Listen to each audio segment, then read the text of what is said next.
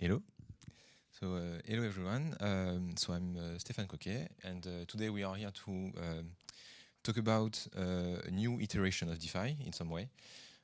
So a new evolution, a new kind of applications that are built upon the foundations of DeFi, but they go much further than that. And so that's why that's. Oh, pardon. C'est bon? Ouais. So that's why I would call like DeFi in the real world. And so just a little bit of a disclaimer. So everything I'm going to say here is taken from our experience in building Atlantis, the Atlantis protocol, so Atlantis Labs.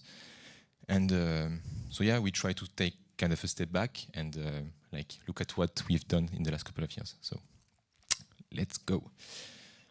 So a little bit of context. So I'm the co-founder and CTO of Atlantis Labs.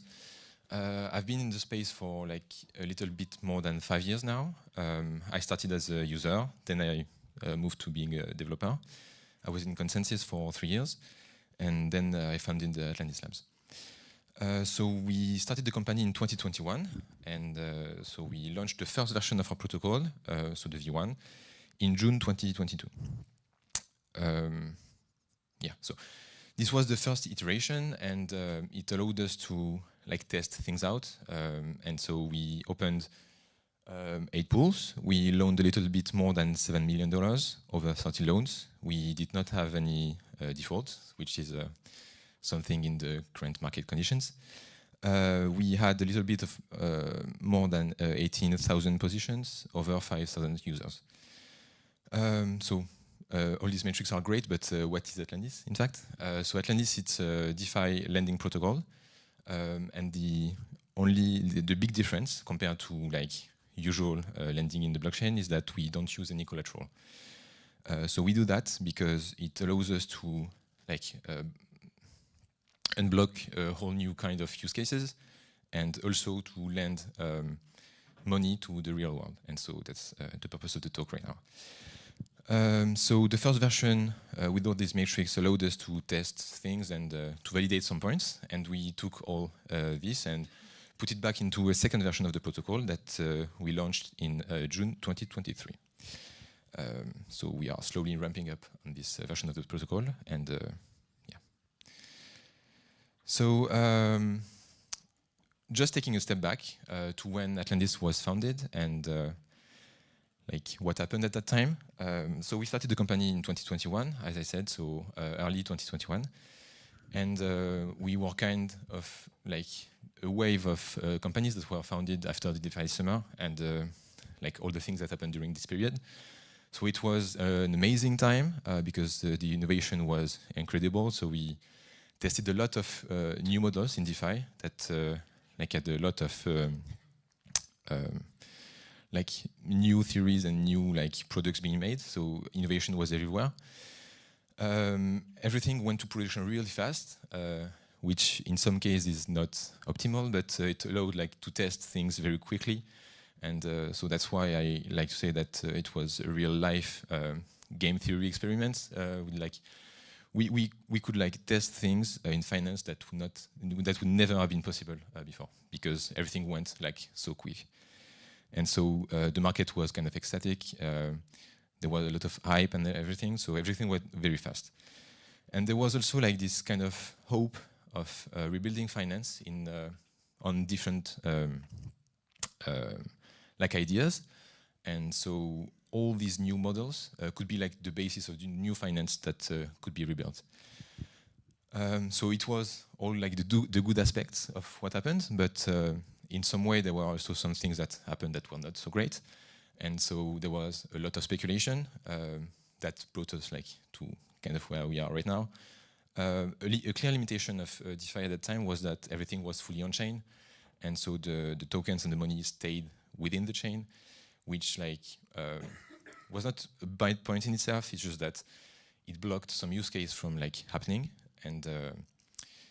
And I think it's pretty fair to say that also some incentives for users were kind of misplaced. And everything was, the vision was really short term. And so if you put all this together, we kind of have like a period in time where a lot of innovation happened, a lot of things were created. It was very promising, but in some way it was also pretty unsustainable. So it was like the context in which we started Atlantis, and so our goal was to address some of the points, the negative points that we saw during that period, and like address them to take DeFi to the next level.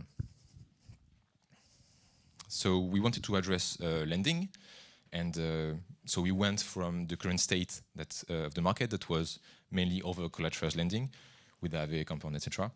And so there was this clear limit that was the collateral, and so we wanted to kind of go around it and totally remove it actually.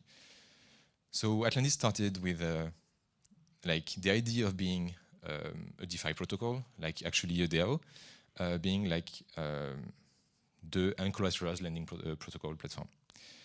And so that's what we did. We focused on like developing this whole smart contract stack that worked in many aspects as any other DeFi protocol, at the difference that, with the difference that there was no collateral involved. So obviously this was a great idea, but it was like not enough to have like a functional product, and we very quickly realized that there were some missing pieces that we did not have and that we needed to work on to actually have this complete product that could unlock the potential for DeFi to go like over the collateral limit. And so that's why we added all these layers of like legal contracts, compliance, anti-money laundering checks, etc., and also financial analysis to like build this product and build where we are today. And so in that regard, I think we can say that we are kind of an hybrid product in DeFi because we have like one foot in DeFi and the other like in the more traditional finance. And so this is where we are today. So DeFi in the real world, real world assets and stuff, it's been an idea for quite some time actually. And I think it's a very powerful idea in itself because like you can feel it that when we have money, when we have all these like DeFi primitives that like automate exchanges of value, like the ultimate goal should be like to do stuff in the real world. And so it was like a clear evolution for DeFi, but it's not so easy to build actually. And so that's kind of the reason why I think that only now the products are starting to be ready to go into production and to be tested at scale. And so these are kind of our experience in building Atlantis. So we started off with building a decentralized application. So in a lot of ways, very regular decentralized application with like smart contracts, smart contract stack, like a DeFi protocol in itself. So with like front end, back end, etc., but just like a complete DeFi product. So obviously, when you build smart contracts, the contracts have to be secure. They have to be optimized. They have to be like deployed in a like good way, etc., and easily accessible for users. The only thing is that when we started there, we could say that there was a clear vulnerability in our code because obviously, when you don't have any collateral, you have to like take care about who you authorize to borrow on the platform, because in a way, if you don't have any collateral, what could like prevent the user from just like taking the funds and running away with them. So we started off with smart contracts that had like a clear vulnerability, as well like as a very strong governance for the reasons I just described. So this first part in itself is already not that easy, but we had, as I said before, to add some other layers. So these layers started off with like everything that makes a financial product, and so that organizes actually loans. So we had this legal contract stack that we had to develop to like make sure that the loans actually happened in a good way between all parties. But also we had to build these legal contracts, keeping in mind that we are in DeFi, and that means like that regulation is not always ready. So it's not always clear, and it's an everyday challenge to keep building in that industry. So these two parts, so the decentralized application part and the financial product part, were something that, when made together, would like give us a product that is usable. But once again, it's not like enough to have a product that works and that is attractive to people. You also have to like build the offer and the demand to actually like make people use your product. And building a marketplace has its own challenges. And in our case, it was very clear that we had to build like a strong demand in order to have like the product running. And so for the demand side, so actually the borrowers. So our goal was to lend to real-world actors. So they should be able to use the crypto in the real world. So these companies that we targeted and these borrowers were not necessarily crypto friendly. It's not like, I'm not learning anything when I say that the onboarding part in crypto is pretty complicated.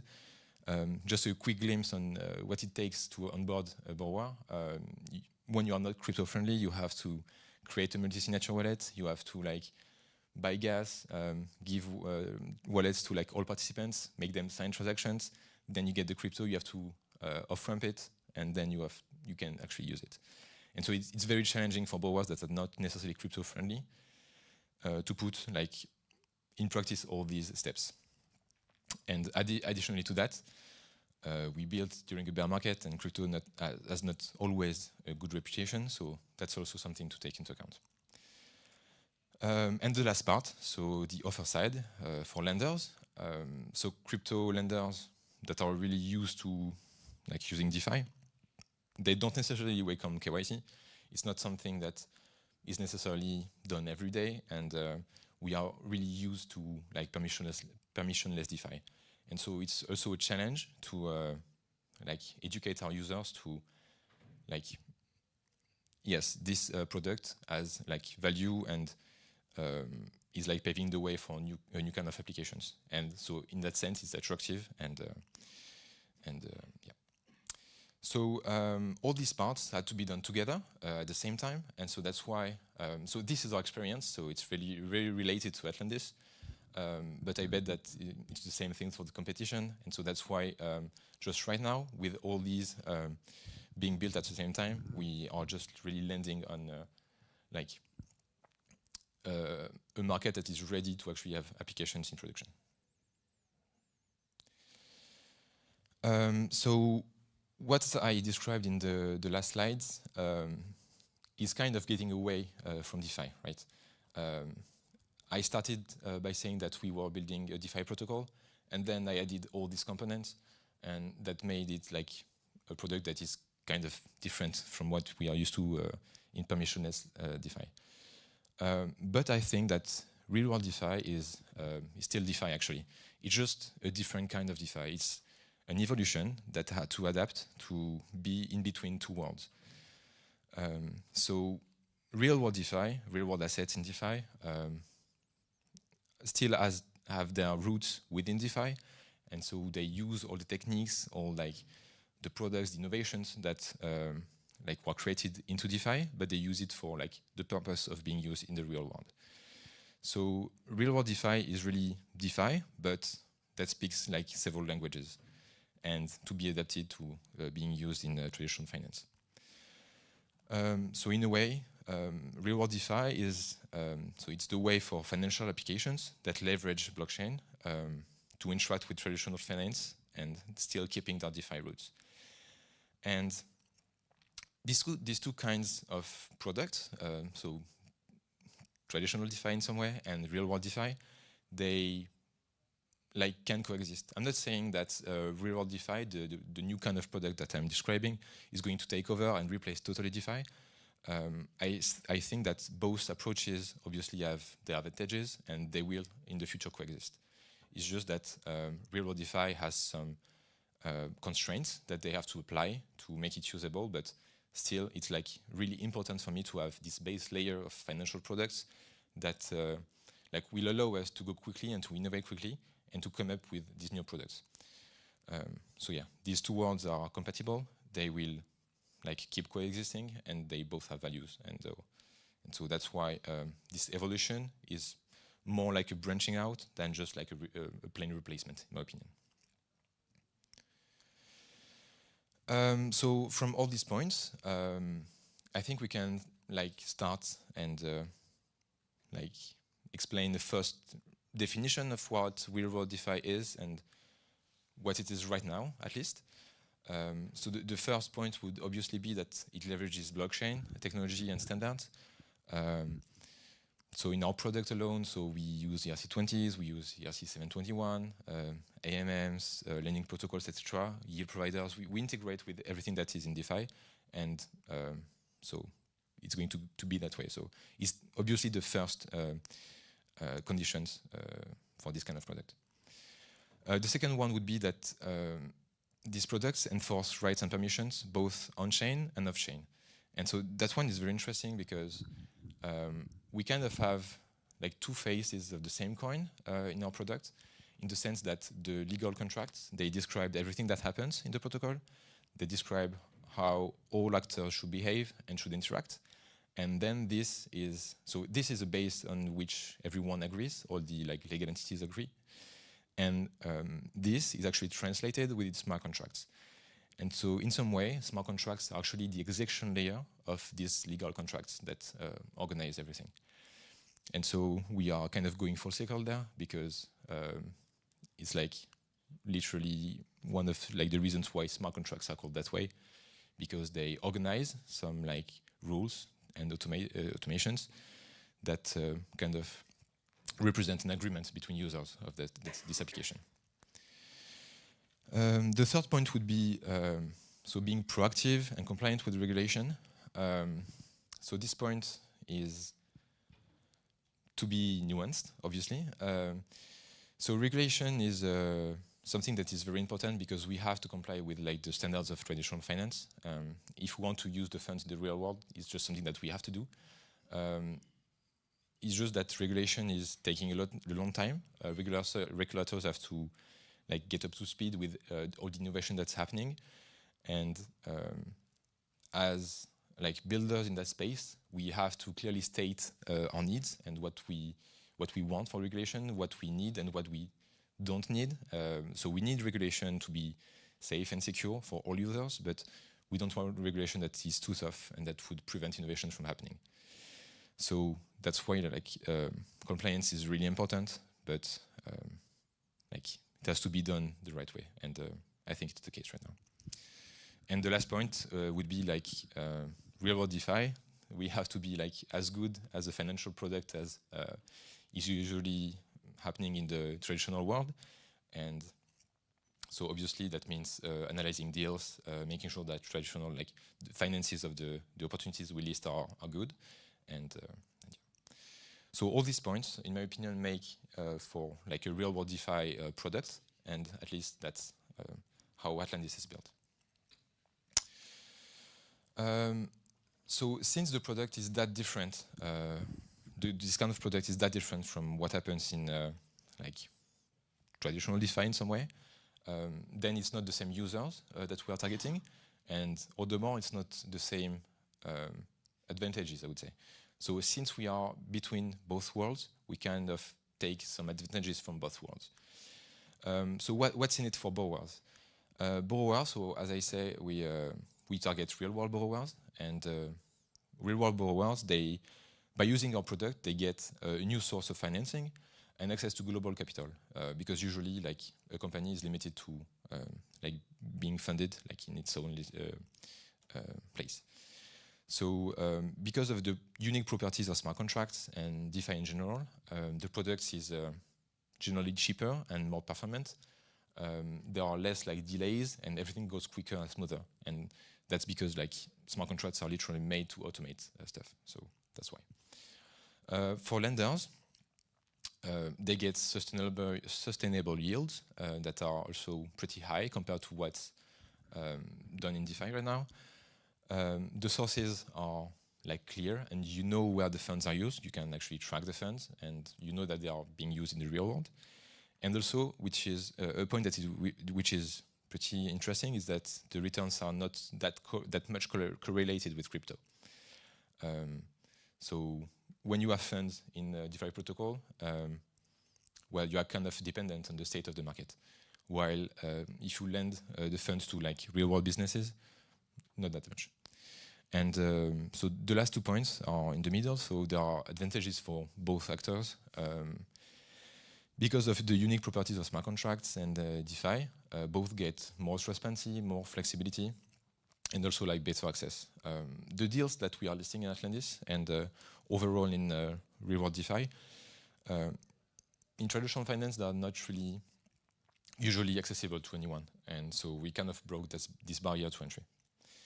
And so obviously then regulation and an actual set of rules on which we can reply and you can rely on. So that's interesting. Yeah, so I wanted to talk about the parallel between fintech and so our kind of DeFi, so the real world DeFi, and just like to pinpoint how the approach is kind of similar. So this table is kind of an exaggeration to prove my point, so sorry about that.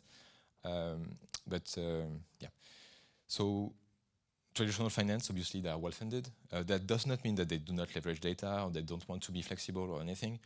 That just mean that these companies usually have been operated for like a long time and they kind of inherit some inefficiencies, and that fixing them like is very hard and takes time.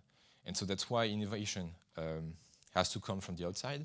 And in these last few years, innovation has come from fintechs.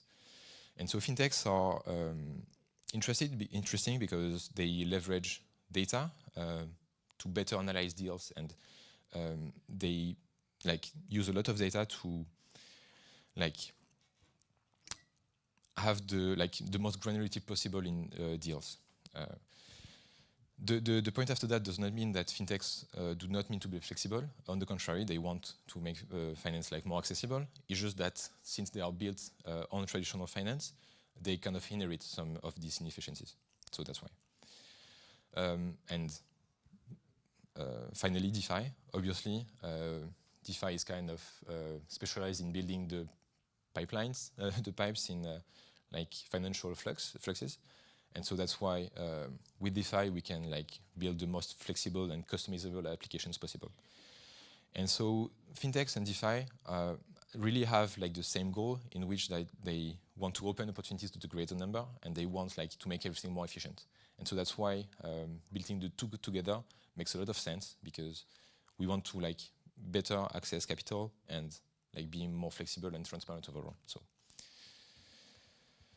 yeah, and so as kind of a conclusion, real-world DeFi is, in my opinion, just starting.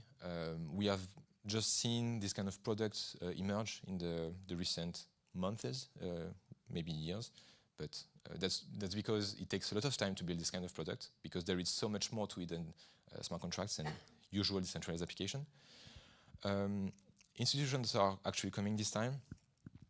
This one is kind of a chicken and egg problem, because institutions are coming, so we are building this kind of products for them, and we are building this kind of products for them to better like welcome them, so they are coming, etc.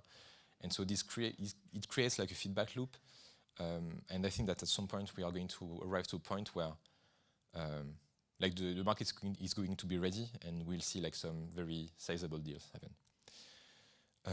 And then the regulation is going the right way, and but this is more like an ongoing point. So let's keep building in that. And yeah, so that's it for me. And so if you have any question, please go ahead. Thank you.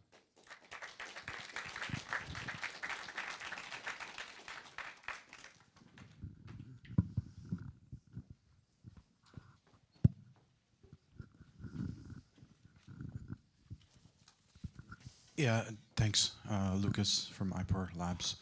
I'm just curious to know how do you handling this, you know, because you're saying that you have contracts with your borrowers, and does that mean that the contract, the smart contract and the deal that happens on the blockchain is enforceable in real life, And how do you go about the enforceability of the smart contract? And is it like a jurisdiction by jurisdiction, meaning, oh, you do it in France, but you can't do it in, say, Czech Republic, and so on?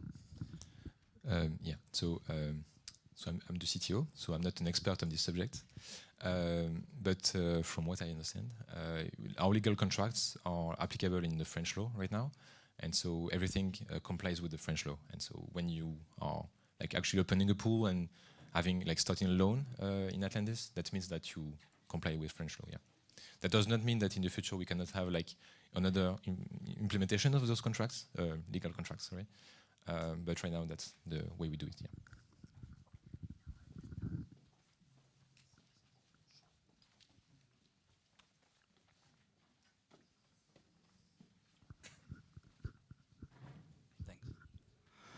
Hey, I'm Charles from S&P.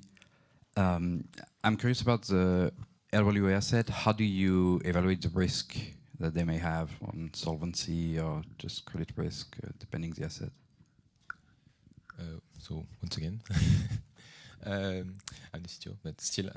So yeah, we kind of do it like as traditional finance does it. That means that we analyze like the financials of the company and like that's pretty much it. So we rely on partners for that that specialize in analyzing like crypto companies and deals.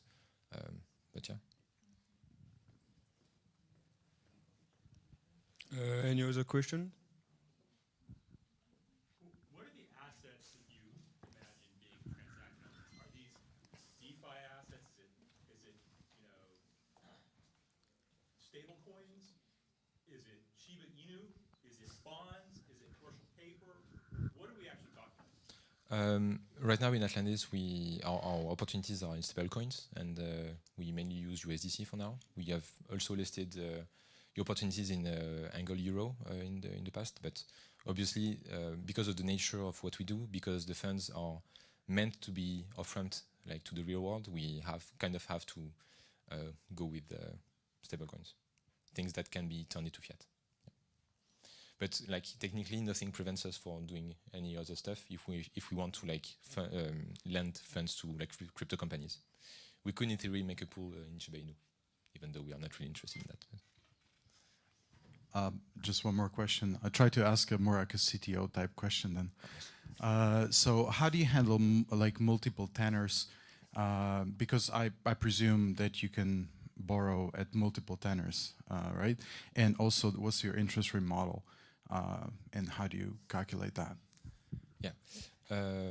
So the maturity of the loan is fixed, and so our product right now is a revolving credit line, which means that borrowers actually take a loan, they start a loan, and then after the maturity, then it rolls over, and you can like as many maturities in theory that you want. So that's one point.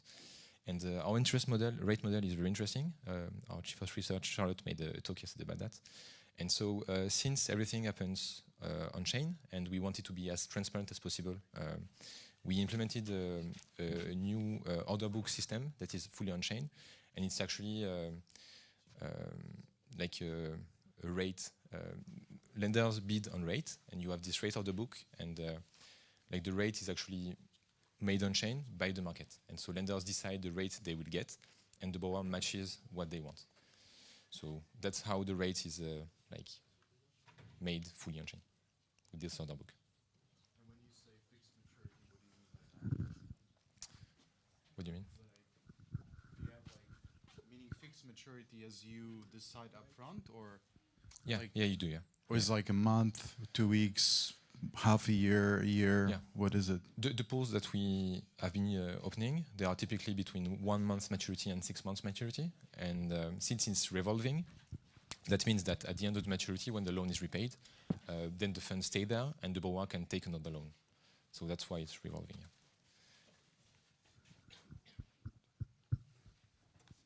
Thank you.